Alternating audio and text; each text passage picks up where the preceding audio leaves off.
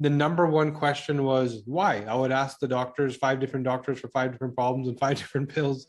Why is this all happening to me now? I was not used to being sick. It wasn't before that date ever that I had any kind of chronic condition. There was no answer to the why. That's when I sort of self-discovered my own human genome. And in that, I found that the science and the intricacy and the depth that could be gleaned from understanding the genome was so phenomenally intense. It blew my mind, but we weren't doing that. This is Doctor Talks.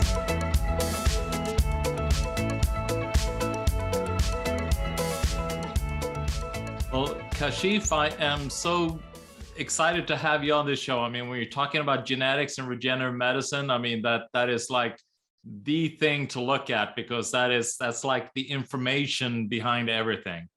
Yeah, it's a pleasure and honor, first of all. And and you have to put these two worlds together, because it really, all these pieces of this puzzle we're trying to assemble, and you're doing such a good job of that.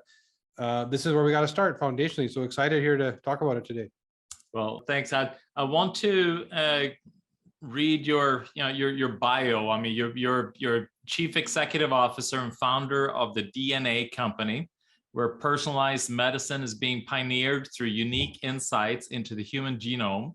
He's also the host of the Unpilled podcast. I like Unpilled because we need less pills. Growing up in Vancouver, Canada, in an immigrant household, Kashif developed an industrious entrepreneurial spirit from a young age. Prior to his tenure at the DNA company, and Kashif advised a number of high-growth startups in a variety of industries. As Kashif dove into the field of functional genomics as the CEO of the DNA company, it was revealed that his neural wiring was actually genetically designed to be an entrepreneurial. So that was good luck. Yeah, it was. You kind of fall into, if you're happy and successful and there's fluidity, it's because you're doing what you're aligned to, and if there's frustration, and we're going to talk about this. Yeah, I'd love to. Yeah, because I know, with kind of dopamine receptors and all these things, Yeah. I'm excited to kind of chat a little bit more about it. However, his genes also revealed a particular sensitivity to pollutants. Now seeing his health from a new lens, Kashif dove further and started to see the genetic pathways that led to his own family's challenges and the opportunities to reverse chronic disease. His measure of success is not in dollars earned, but in lives improved. I love that. So what drove you into genomics? I mean, it's not like one of those things as a kid, I'm thinking I'm going to work into genomics. I mean, what made you take the plunge? And it wasn't even as a kid. Like, I didn't even know the world existed until I was 38 years old. I'm 42 now. And like so many functional medicine stories, I was sick. Mm-hmm. A lot of things hit me at that age. And there's two things that attracted me to what I'm doing now. One is that I healed myself, and we can get into that if you'd like, from a number of problems.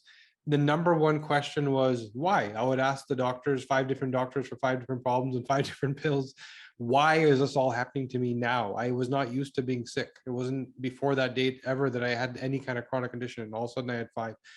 And there was no answer to the why. It was more what? No, you have this, and here's the pill you need to take. Here's a cream you need to rub on your skin, et cetera, et cetera. And to me, it's like, it did not make sense. My questions were, what did I eat wrong? What did I breathe wrong? Who did I talk to wrong? What's going on here? And none of that was part of the equation. And that's when I sort of self-discovered my own human genome. And in that, I found that the science and the intricacy and the depth that could be gleaned from understanding the genome was so phenomenally intense. It blew my mind, but we weren't doing that. So we were really only going surface level and looking at direct genetic problems. So this gene equals this problem, this gene equals this problem, when the body doesn't work that way.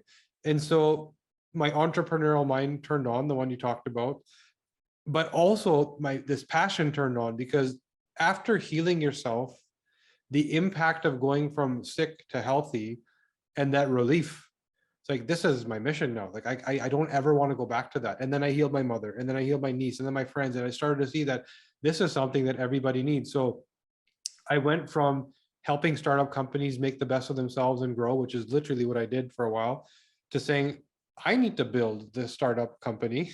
And not only that, change lives. And we've been doing that. We've been through many, many, many thousands of people now, and it's been very rewarding. So long story short, wanted to fix people after fixing myself and fix the way genetics was delivered to people.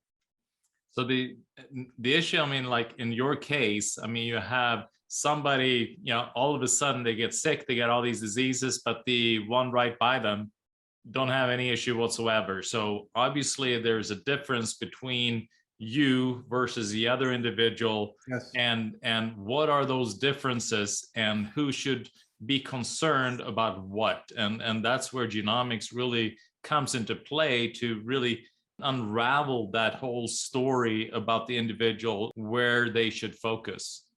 For sure. I think it's foundational. If you, anything you do, you receive a box from Amazon, you got something new, you're going to open that instruction manual and you're going to read it.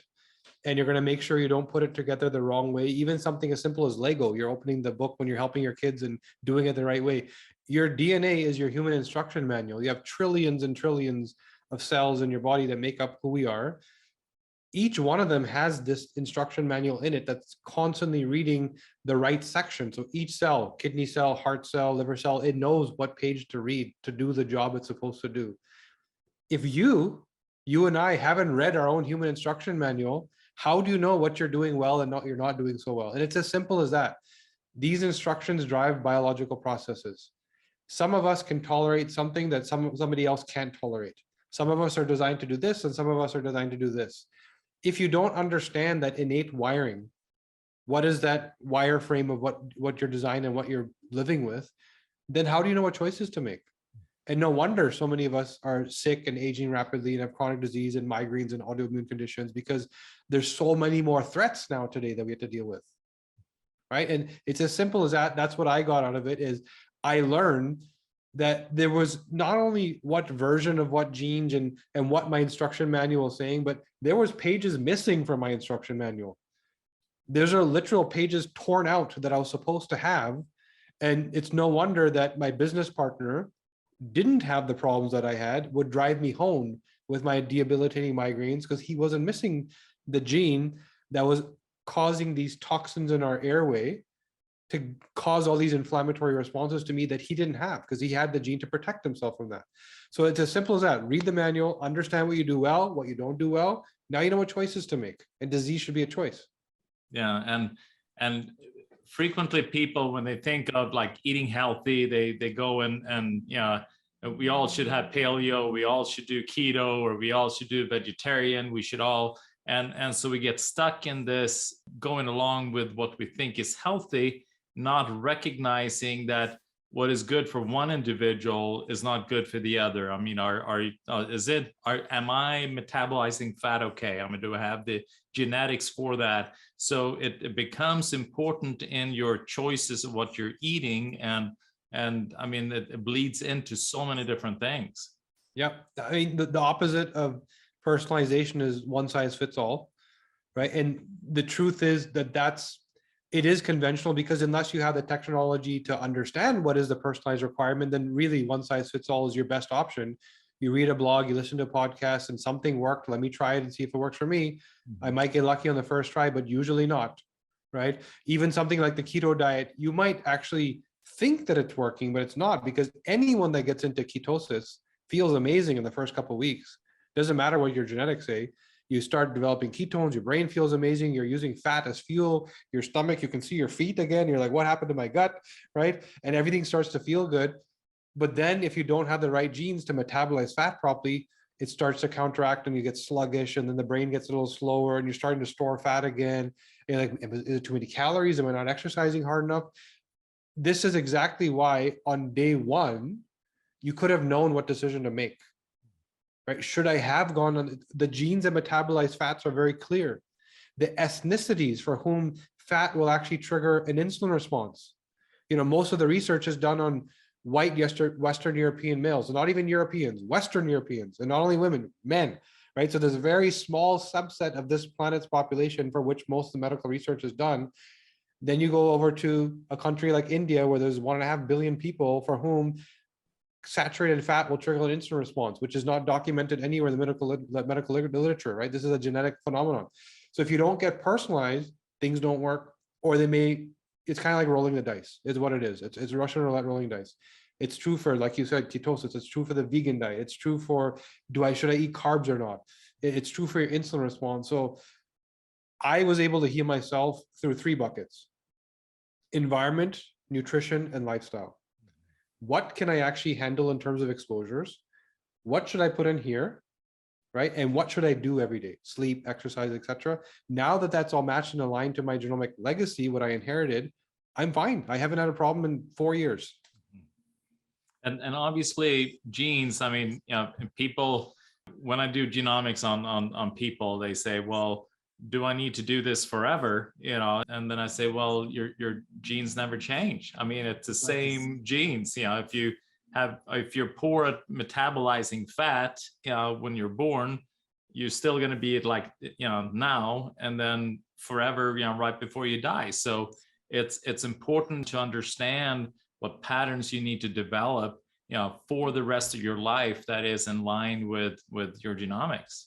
Yeah, it's your personalized playbook. Here's what you need to do, right? And what do you need to do? Again, those choices are environment, nutrition, lifestyle. And then when it comes to mood and behavior, how you feel, it also has to do with context. And this is an epigenetic factor that a lot of people don't consider because it's not science-based. It's more practical, right? If you talk to people with, why do you see these high-performing celebrities or entrepreneurs, CEOs that are at the top of their game that all of a sudden are suicidal, that all of a sudden are addicts, or they're hiding the addiction? Because the same neural pathways, the same responses lead to both. The context that you're in determines the outcome. If you're wired like me to be entrepreneurial because I seek reward, my ability to feel reward is slim to none. There's certain genes and chemicals that drive that. If I'm not doing that, you know, what we call warrior genetics, my ancestors were constantly in battle fighting. And so I'm designed to do the same, to be in the front lines, thriving and striving. If I all of a sudden decide to sit back, well, what happened when I was in my early 30s? I got depressed because I had achieved some level of satisfaction at work and I had a team and I felt like, okay, I can take a break. And I just didn't even want to get out of bed. I was depressed because that normalcy, that normal level of satisfaction and pleasure was far, far below the threshold I needed to be at. Right. So, and that's where that context also becomes important. And we can dive into that if you like, but these are the areas where, again, going right back to you said, if you know what choices to make that are personalized to you, things get so much easier and so much better, and you feel so much healthier. And yet, talk to me a little bit about, you know, the personality of your genetic personality, because I know when people, you know, when they take your genetic test and you have, I mean, obviously they can consult with somebody, but you have very extensive AI that interprets the test and gives you a huge amount of information, and, you know, tells your whole life story pretty much in that booklet. But in regards to then, you know, how you should navigate life, you know, becomes really important then to understand who you are genetically, what you're good at, you know, and what type of tasks you should tackle and how you should tackle them, you know, based upon your genetics, you know, dopamine, serotonin, all these kind of things, right? Sure. Yeah. So I mean, there's a lot of neurochemicals that drive your behavior, but we try and focus, just like we do with everything else in genetics. You know, what does everybody want? They want outcomes. They want to change. They want to know what's wrong and how do I fix it? If you break it down to the simplest terms. And for that, you don't need the big data dive, that finding that needle in the haystack. You need the actionable, let's deal with the 90%. That 10% nuance isn't going to push the dial so much. And it really comes down to a few neurochemicals. So dopamine, your pleasure and reward pathway, adrenaline, which drives your noradrenaline response, which is more about how you deal with trauma and negativity. It can lead to things like anxiety, etc. And we'll talk about that. Serotonin, which is known as your mood regulator, but it does so much more. And then brain-derived neurotropic factor, your ability to deal with neuroplasticity and brain connection, and what does that all lead to? So now, if I pick on some of these things like serotonin, the thing that it's most spoken of is mood. How do I feel? Right? There's a supplement that some people take called 5-HTP for things like anxiety, whatever, because it balances your serotonin uptake.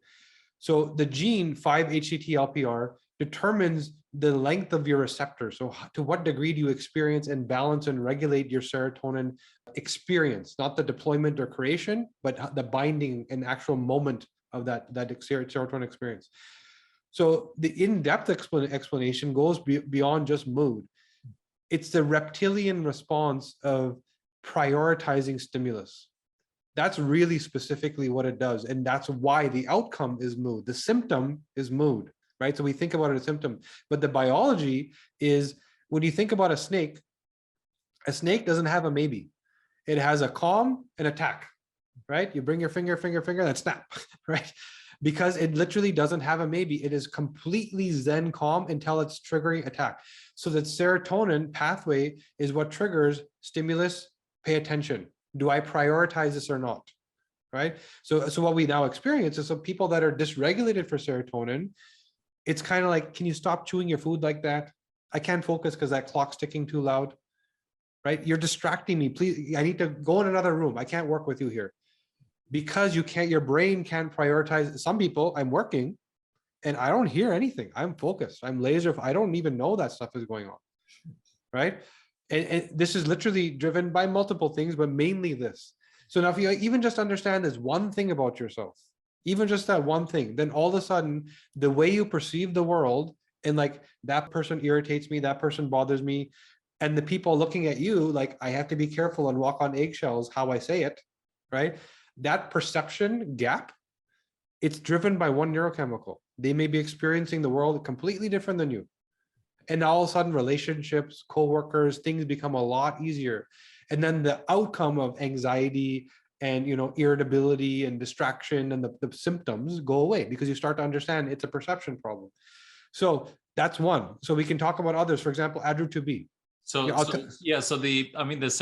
it seems to me then that these are like the survival mechanism, this is kind of how the individual is wired for survival. Like you're talking about, when should I focus on this threat, or when should I focus on such and such, which obviously becomes really important for like the snake or any kind of survival. So living then in society, then, obviously we don't need to fight for survival as much. Yeah, yeah, and it's true of so much stuff. That one thing we don't realize, we think of our ancestors as grandma and grandpa. Our DNA is 200,000 years old. So the way we're wired today, we are of like people of 200,000 years ago. The reality of our current environment, lifestyle, chemical exposure, social media scrolling, all that stuff is a blip in time versus what our true ancestors lived through. So what we're wired for is what happened in the last 200,000 years. Industrialization is what, like 2 or 3 centuries old, right? The modern technology era is what, 50 years old versus 200,000 years. And why are so many people sick and having mental health issues and mentally crashing because of the overload? So yeah, if you're wired to do one thing cognitively, and this is why today, literally today, I read news that Spider-Man, Tom Holland, canceled his social media accounts because he said it was causing him a mental health crisis. Why? Because our brains are not designed for that much stimulus. And if your serotonin is dysregulated, it's too much. It's too much. And if your dopamine pathways are off, then you become hooked on that stimulus and stimulus and stimulus. And then when you move away from it and put it down, no wonder the children are irritable and people don't have good relationships anymore, because your brain is now craving that hit and hit and hit. And that's the way the dopamine pathway works. And what you're now coming back to, which would have been okay for your parents, who you're wired to do what they did, isn't okay for you anymore, right? So that genetic expression also gets affected. Even though you have a poor dopamine pathway, you're overburdening the pathway. And now come back to reality, your brain is not ready for that. It's like just like training any other muscle. It's now wants to pump 300 pounds instead of 20, right? And dopamine, if you just kind of search for that stimulus, I mean, it's like any kind of nutrient. I mean, you're going to burn up your reserve. and then you need a higher stimulus in order to be able to trigger a dopamine response. So all of a sudden you're just become this thrill seeker, and you just need more and more, in order to be able to, to kind of feel satisfied. So tell me, so the serotonin, we have that kind of happy hormone, but it is, specifically what should I pay attention to? I mean, that's kind of like, the survival component of it. Right. So dopamine, what was the purpose of dopamine? So dopamine, so everything about our wiring, if you truly look at it in the right context, it's for us to evolve and become better, to make the planet better, to evolve the species. We all move ahead and forward. Mm-hmm. So we're designed to want more in everything. And dopamine is one of the key things that drives that. It drives the sense of pleasure and reward. And the way you experience dopamine is in 3 stages. First, there's the anticipation. I smell some tasty pizza and I know it's coming and I start to feel the vibe. Then the actual sensation, I bit the tasty pizza. Wow, dopamine is deployed. That pleasure is the response. Then there's a clearance. I need to get back to normal. I have to go back to work. So there's enzymes and proteins that get rid of the dopamine, right? So now in that cascade, to what degree do these things happen is determined by the genes that instruct each step. So the density of your receptors, to what degree do you actually experience pleasure or reward? Dopamine pleasures both. Powers both. You could have maximum density or very slim density. And so all of a sudden you're always feeling good, which means you don't really care. You're not that motivated because everything's good. Or you never feel good. So you're constantly looking for the next opportunity and the next reward, and your ADHD. And, then on top of that, how long did it last?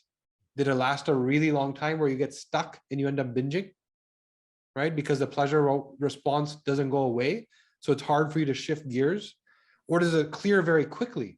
In which case you didn't get enough satisfaction and you're ready to move on to the next thing, which maybe the next swipe or the next meal or the next drink or the whatever, right? Because whatever you just did wasn't enough. So that's one layer. Now, if you layer on top of that noradrenaline, the ADRA2B gene, which drives your noradrenaline response, there's some people who are deleted. So it's not about a SNP or a spelling mistake. You literally can be deleted for part of this gene. There's a chunk missing, removed, a paragraph in your page, right? They don't do a good job of responding to trauma, PTSD, negative stimulus. So if you are the low dopamine, reward-seeking, thrill-seeking person, and you also bind trauma because you literally imprint. So there's some people for whom they experience something bad and they intellectually captured it. And the next time they're in a similar scenario, they can think through it. There's some people that did something bad and they imprinted the feeling. And that's genetically determined. And if you do imprint the feeling, the next time you have the fight with the hubby, or you have to go into that building again, or you see the same color car again that you had an accident in, it's trauma. It brings back the feeling. And that becomes your primary filter. That becomes the way you now perceive that person or that house or that car. And, right? And this is if you have a dysfunction in the noradrenaline receptor, yes. So to say.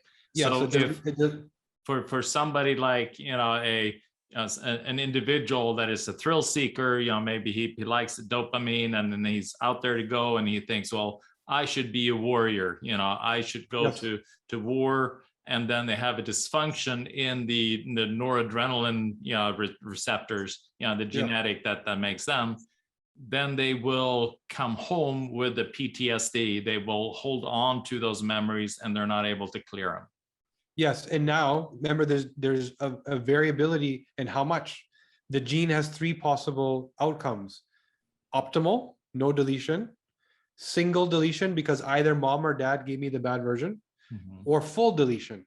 The person in the middle has a highly functional relationship with trauma and pain, meaning that they're imprinting, but they're using it as a tool.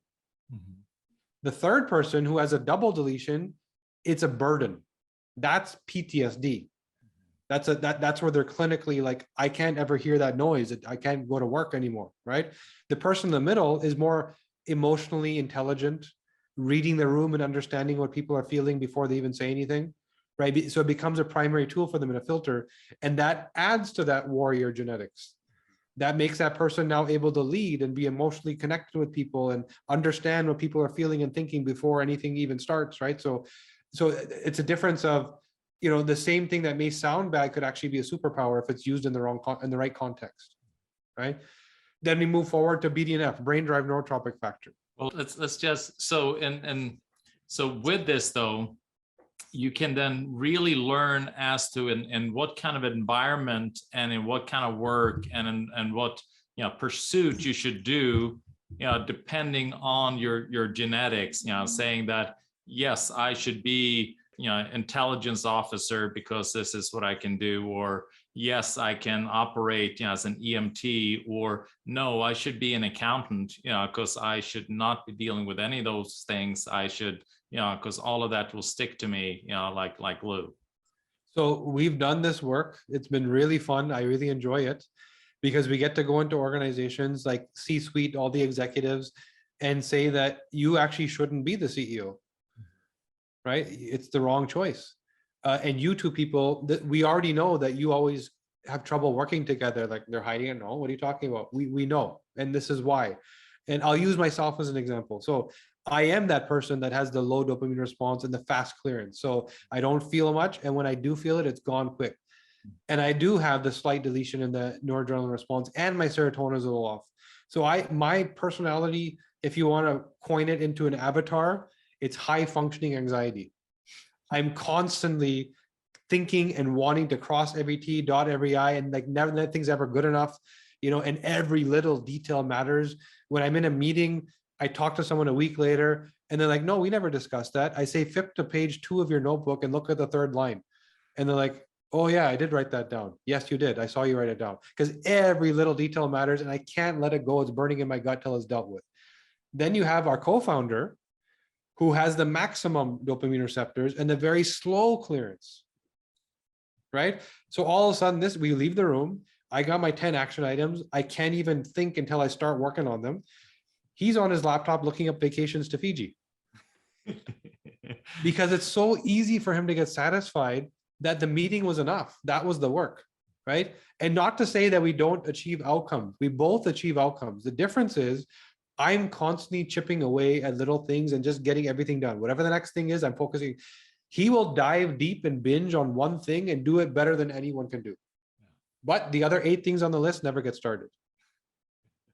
So now that we understand this about each other, we are complementary as opposed to the friction we used to have. There was constant fighting, challenging, like you're doing it wrong. No, you're doing it wrong. No, you're doing it wrong. We just perceived the world entirely differently. He focused on the priority and quality of work. I focused on sort of the vision and all the little pieces of the puzzle that all needed attention to make sure nothing was ignored, right? So if you understand this about yourself, we've done this work for like Black Ops, military, Navy SEALs, who should actually be front lines pulling the trigger that can make that fast decision without any hindrance, who can come back without shell shock and PTSD and trauma. We've done this work with athletes and professional sports teams. Who should actually lead the team? Who should be that anchor in the background that's the sort of dependable, reliable person, right? So it becomes very easy. I would argue that if I have your DNA, I don't ever need to talk to you to understand your personality to a T. I'll describe exactly what your problems are with your wife or your husband or whatever, how your kids think of you, how you think of your kids, what happens at work. It's very, very black and white. It's just new information. So this just isn't common, right? We've been doing this ourselves. And just one last thing, the reason why we're able to do this uniquely, because you won't often see this as a part of genetic reporting, is because in our research model, we can clinically reviewed 7,000 people.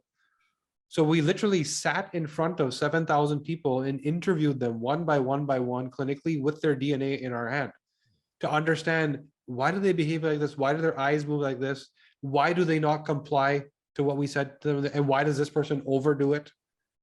And we started to make these sort of call them avatars or buckets that people fit in, and the trends started to become obvious. And now we know to a T that, oh, you're in this bucket, this is how you behave. And it's very, very clear.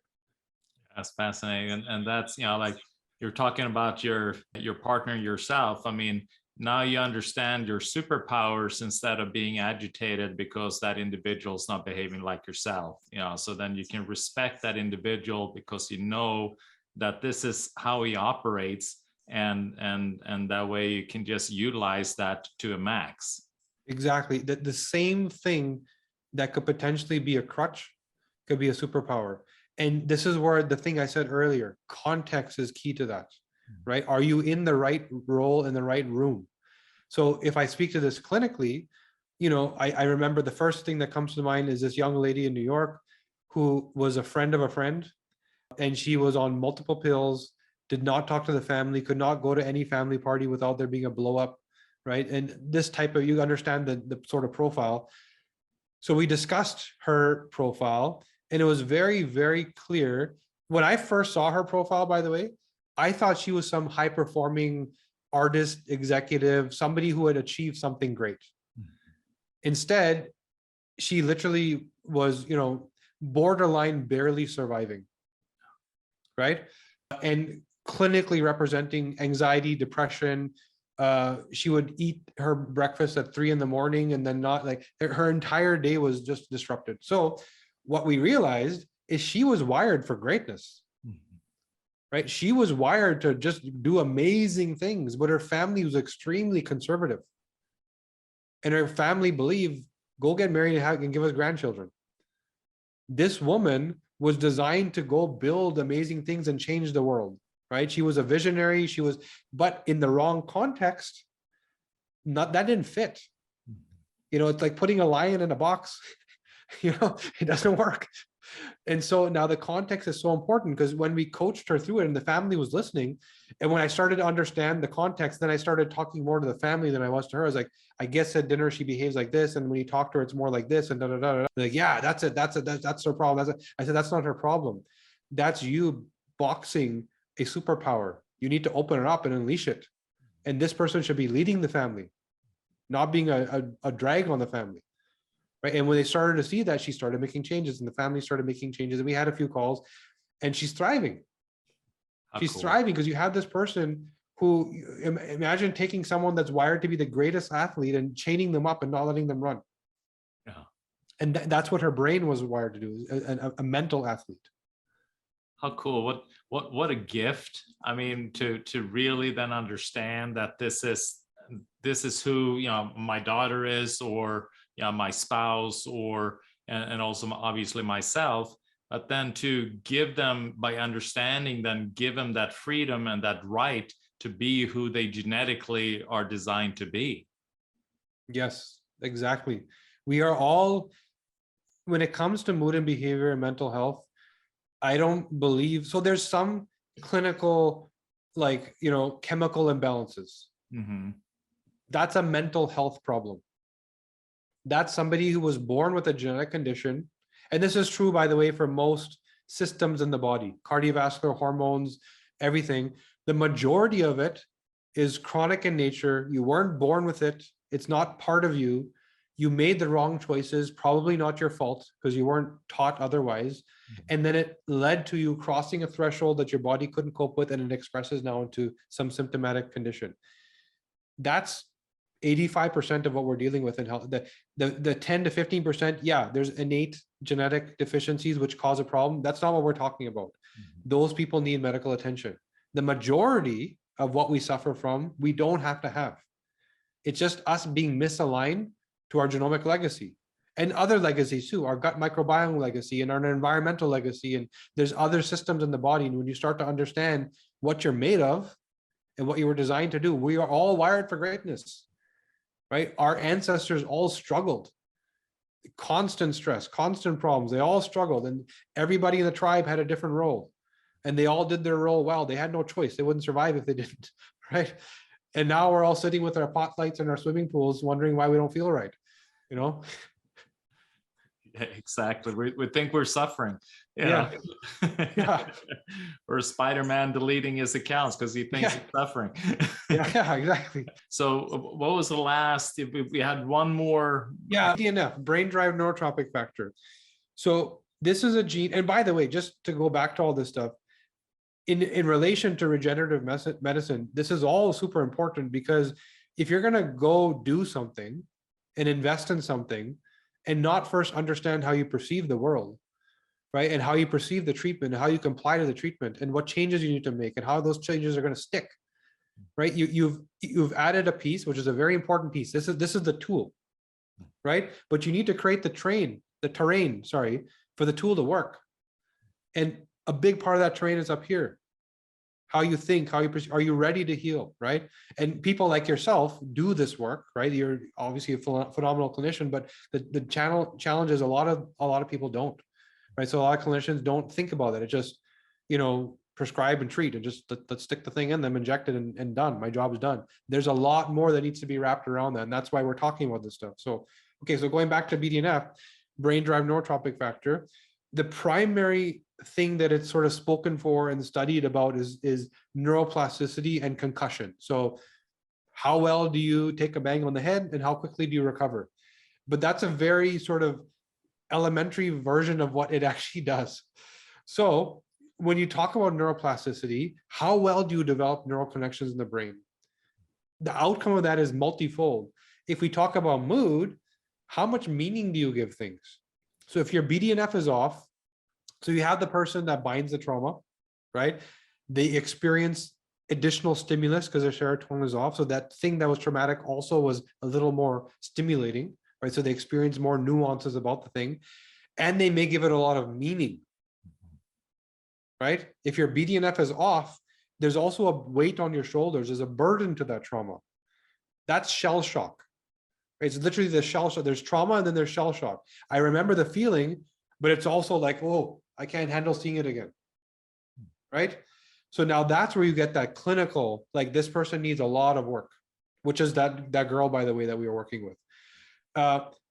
Then there's a flip opposite. They can have the optimal BDNF. And now you have a person that doesn't give enough meaning, right? That is able to, like myself, I have that optimal BDNF. So I can go fight and do things and be on the front lines because again, who's that person that can pull the trigger, right? Repeatedly, that has to do their job over and over again. This is the work we did for literally Navy SEALs, right? And both of those, that's just mood. How much weight, how much meaning, the drama queen response, crying over spilt milk. It's very easy to predict, even just with this one gene, but there's other nuances, as you've been hearing. Then there's, applying it to like work and lifestyle. How well do you develop skills? If you don't do a good job of neuroplasticity and developing new synapses and neural connections, then you probably aren't the doctor that also writes a book and also hosts a summit and also speaks on stage and also helps with the legal and the marketing. I just do this, right? How did you know that was me? So think about walking into a primary care clinic and asking the average clinician, can you go host a summit and interview 40 people? Like, no.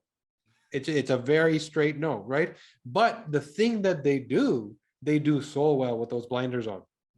Right? They're a subject matter expert. So picture the author that all they will do is write. They won't even shoot a video, right? They're a researcher, they're author, but the in-depth level of information they're going to give you because the way their brain is wired, but then they can't develop new skills at that same masterful level. So it's that person that's a great specialist versus the generalist.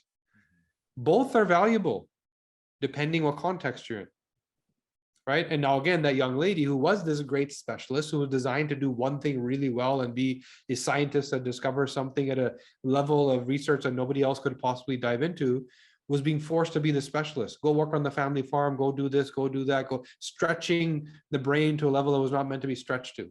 Yeah. Right? And all of a sudden there's a misfit. Oh, you can't learn this, you can't do this, because they're not designed for that, right? Give her one job and make her be the master of that, and she'll do better than anybody. Give her 10 jobs, she'll fail at all 10. Right? So the BNDF, I mean, or BDNF. So if you have a dysfunction in it, you have a lot of meaning in whatever it is that you're doing, which mean obviously meaning brings emotion, and that kind of hardwires it into the brain. So you'll remember that forever, and you'll be able to talk about it in details and in so many different ways. So So it almost like it becomes, the dysfunction of, I wouldn't say that it's a dysfunction, but it's just how genetically you are made. You will have that superpower, which obviously is really, really important. And then, like yourself, you're saying, I mean, it functions optimally. It doesn't, you don't bring a lot of meaning into it. So it doesn't stick as much, even though you're detail oriented. So you can still kind of say you wrote that on such and such page, because of other components, with your dopamine and I remember every detail, but I never write an email more than 2 lines, right?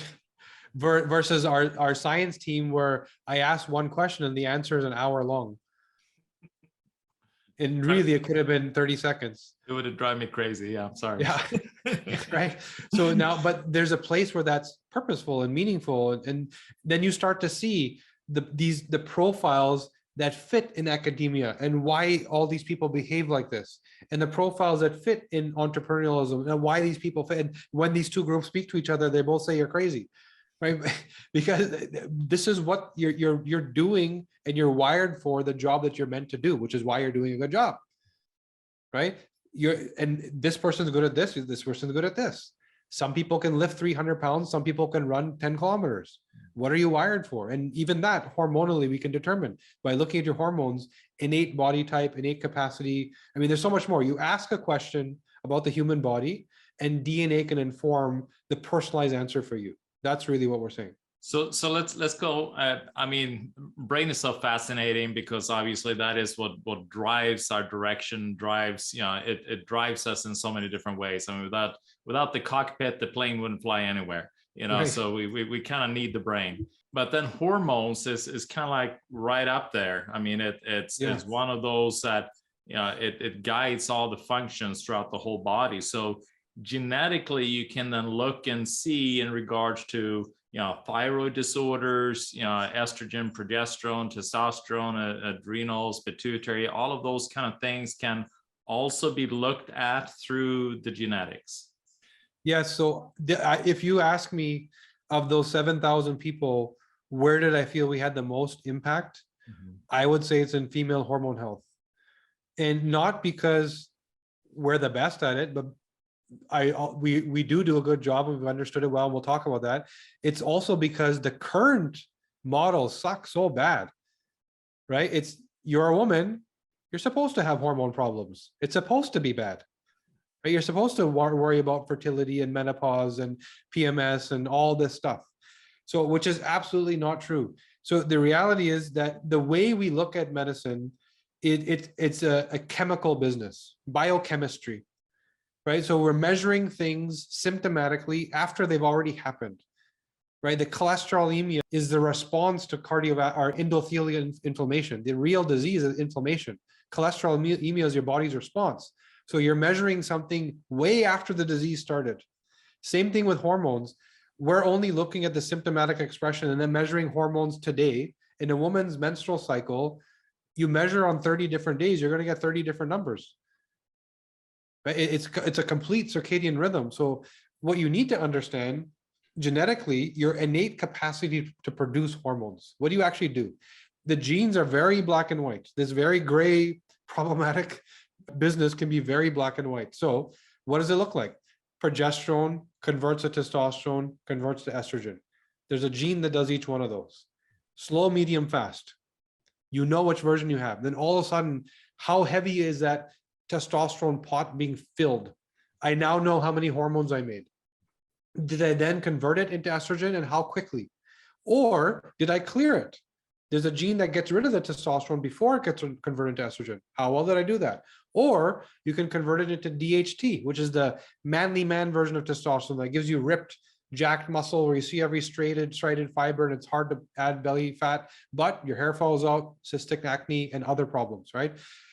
So with this map, you can be very, very certain about problems and solutions. So for women specifically, and I'll focus there for a second, if you are estrogen dominant, you're filling that testosterone bucket and you're very quickly filling the estrogen bucket, and you're also estrogen toxic. Like when you have your menstrual cycle, you first convert into a metabolite 2, 4, or 16 hydroxyestrogen. Those are your three options. 2 is great, clean stuff. 4 and 16 are toxic, potent toxins. And a lot of women are on these two buckets. So if you are estrogen dominant and you are estrogen toxic, then you're month over month creating this toxic metabolite and causing inflammation to your body. Okay, why then do some women have a problem and some don't? Well, some women are also taking a birth control pill for 10 years and fueling that estrogen bucket. This is why I said environment, nutrition, lifestyle. These are the loads that you have to add on the genetic profile to get to certainty. Some women go on BHRT without knowing which part of that cascade to intervene, right? Where do I need to actually block or change or turn the dial? It's just a random, take some estrogen, right? All turning into estrogen toxicity. Then you start to look at the detox pathways and how well do you get rid of that estrogen toxicity? There's very clear paths of what we call glucuronidation, glutathionization, antioxidation. These are the three pathways that are involved, and COMT. By the way, the same protein that clears the dopamine also clears the estrogen toxicity. So if and this is where I can even ask you a question about your personality and start to predict things about how you feel hormonally. So now you can, again, you can see there's a lot of sort of nuances that you can start to very precisely predict what's happening in that woman's body. If, again, just like your brain map, if I have your hormone map, I don't need to meet you to understand your body type. Can I see your abs or not? How nice is your hair and skin? Is cystic acne been a challenge? Is PMS a horrible roller coaster, right? Is menopause going to be a disaster? Or do you literally go through menopause and not even notice, right? Some women are blessed, but that comes with its own suite of problems, right? So estrogen dominant, androgen or testosterone dominant, estrogen toxic, androgen toxic. Each one of those has its benefits and its problems. So we can take this very gray area and make it very, very black and white, certain, precise, and all of a sudden infertility, fibromyalgia, PCOS, breast cancer, even ovarian cancer, the why behind all these things. Why do they happen? And then you can be very precise about prevention. And that's the thing, is that once you then know what your weakness is, there are plenty of tools out there that can then support these different pathways. If you easily become estrogen toxic, then you know that you need continually support that pathway. And obviously you need to stay away from plastic and all these xenoestrogens like the plague. But then that, and you can take those action steps in order to be able to and then minimize the risk that comes along with being estrogen toxic and estrogen dominant. And you also know precisely where to intervene. Mm-hmm. Right? So okay, here's my threat. So I have to remove, because when it comes to resolving things at a genetic level, what we're saying ultimately is you don't do a function well. The instruction's broken. Or you do it a little too well. Like maybe you convert too many estrogens, right? So you're doing it so there's two dials you can turn. I can look at genetic expression. So there's foods or supplements I can take that turn that dial in whatever direction I want it to go. Or I have to eliminate the things around me that I do not have the capacity to deal with. Those are the two dials you turn. Now, the question is, where do I start? So if you have that map, you know exactly and precisely where to intervene. I am highly estrogen dominant and I'm highly estrogen toxic. Okay, so do you need a supplement to slow down that estrogen conversion? But wait a second, I like my body type. I like my big hips and I like my, okay, then we're not going to slow down the estrogen. Let's just clear the estrogen toxicity, right? So you can intervene at the right place, get to the outcome you want without the trial and error, without the one size fits all, the pain of trying things that don't work, and then you lose your motivation. No, here's exactly what your map is saying is broken. And if you plug this gap or hole, things are going to change. It's very clear. Biochemistry and DNA just doesn't lie, right? It's clear. And we can translate, we were talking about the females, but this can obviously be translated into males as well. People that are wanting, they take testosterone, they wanted to get ripped, what kind of impact does that testosterone, how well are they building it up? How quickly are they, getting rid of the testosterone? How effective is it? So that way you can do the same for a man as well, I would assume. Yeah, exactly. Right? We are in Toronto. which is the hub of hockey training, right? A lot of the great trainers are here because Canada is where hockey sort of comes from. We have a long winter. Yes, I'm from Sweden. I love hockey, Yeah. and I love it every time Sweden beats Canada. But it's I mean, it's just so awesome that rivalries have existed forever. Yeah. Yeah, no kidding.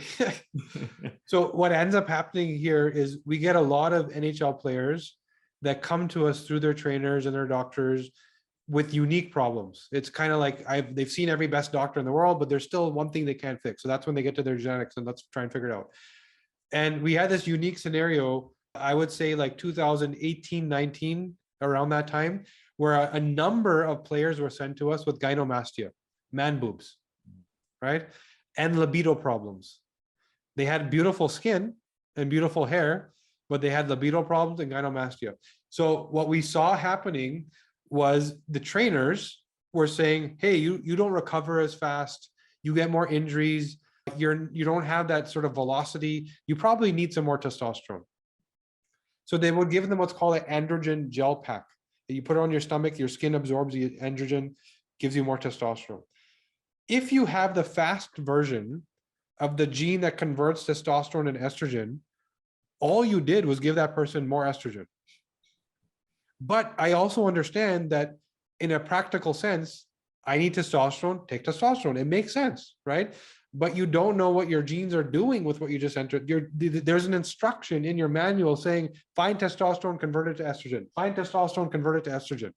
All day long, right? So add more testosterone. Some people convert it all to estrogen. And then all of a sudden, it's not working. I don't feel good. Give him more. That's the answer. Give him more, right? That's when they came to us with the gynomastia and the libido problems, and we had to turn it off and we intervene in a different place. Instead of give him testosterone, why don't we just stop the clearance of the free-flowing testosterone he has? So he just happens to have a fast version of the gene that gets rid of the testosterone. So it's not there for long enough. It's not that he doesn't make it, it just escaped. Then we also had to tell him, you need to work out at this specific time.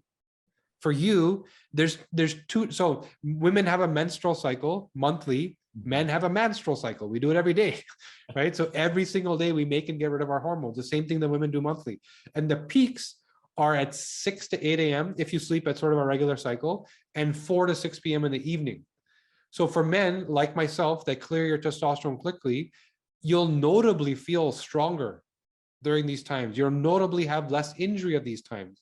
You notably feel like you need to go home and visit the wife at these times, right? Because the testosterone peaks, and that's when you feel the most manly that you'll feel during the day.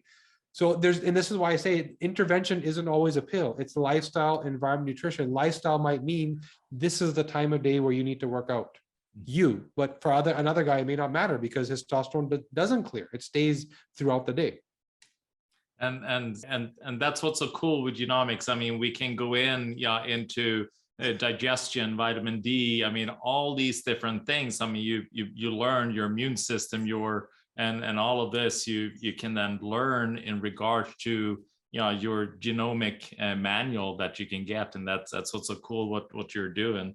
Well, Kashif, it's been such a pleasure. I mean, you're such a wealth of knowledge. It's so incredible what you're doing and the problems you're solving and the guidance that you're giving people. It's really amazing. Thank you so much. It's a pleasure. What you're putting together here for everybody is amazing. Like, people need this information, education. It's hard to find, it takes people like you to bring us all together and share. So this is awesome. Well, thank you so much, Kashif. I appreciate this. Pleasure. Thank you for tuning in to Dr. Talks. We hope today's episode has enlightened and inspired you on your path to optimal health. Each day is a new opportunity to make choices that empower your well-being. For more insights and strategies, subscribe to our podcast and visit our website, www.drtalks.com. Stay connected, stay healthy, and join us next time on Dr. Talks, real talks from real doctors on the issues that matter to you most.